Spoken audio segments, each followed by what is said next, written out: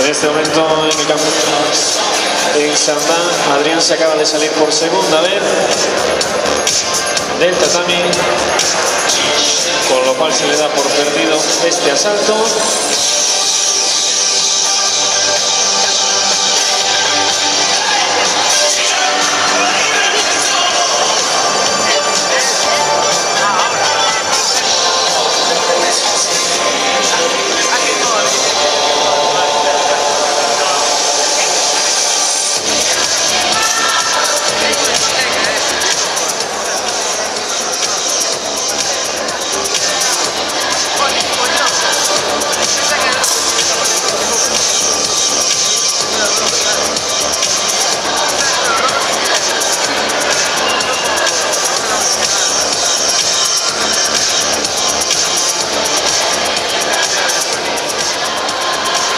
Segundo salto, Sandá entre Sobradero y Adrián.